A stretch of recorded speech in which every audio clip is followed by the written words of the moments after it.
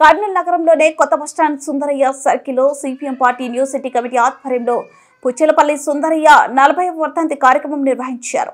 ఈ కార్యక్రమానికి CPM party నగర కార్యదర్శి వర్గ సభ్యులు ఆర్ నరసింహులు అధ్యక్షత వహించారు. వర్ధంతి కార్యక్రమ ప్రారంభానికి ముందు నాయకులు సుందరయ్య చిత్రపటానికి పూలమాల వేసి నివాళులర్పించారు. ఈ కార్యక్రమానికి ముఖ్య అతిథులుగా హాజరైన సిపిఎం పార్టీ జిల్లా కార్యదర్శి డి గౌస్ దేశాయ్, జిల్లా కార్యదర్శి వర్గ సభ్యులు పిఎస్ రాధాకృష్ణ, టి రాముడు, నగర కార్యదర్శి వర్గ సభ్యులు సిహెచ్ సాయిబాబు మాట్లాడుతూ కామ్రేడ్ పుచ్చలపల్లి సుందరయ్య దక్షిణ భారతదేశ కమ్యూనిస్టు పార్టీ ఉద్యమ నిర్మాత అని వీర తెలంగాణ రైతాంగ సాయుధ పోరాట యోధులన్నారు.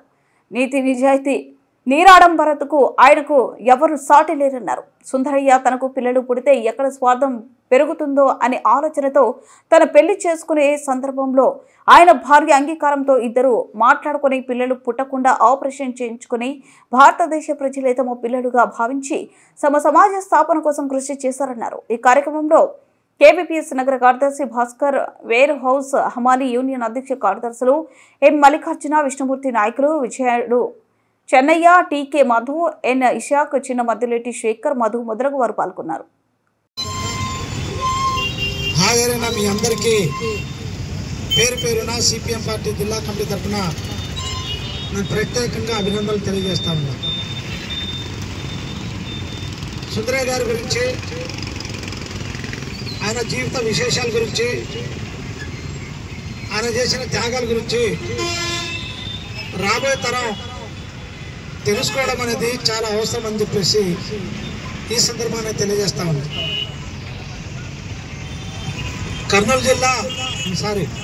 నెల్లూరు జిల్లా అలగానపాడులో భూస్వామ్య కుటుంబంలో పుట్టినటువంటి సుందరయ్య గారు చాలా చిన్న వయస్సులోనే, అంటే 17 సంవత్సరాల కాలంలోనే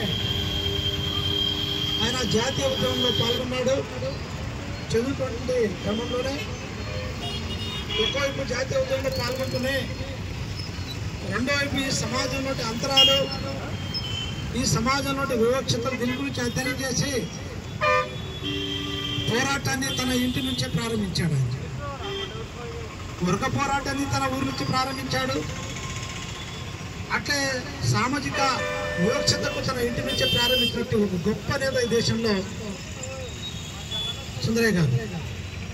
ఎందుకంటే చాలామంది జనరల్గా కమ్యూనిస్ట్ అంటే సరే ఏదో చెప్తుంటారని చెప్పేసి చాలా చెప్తుంటారు.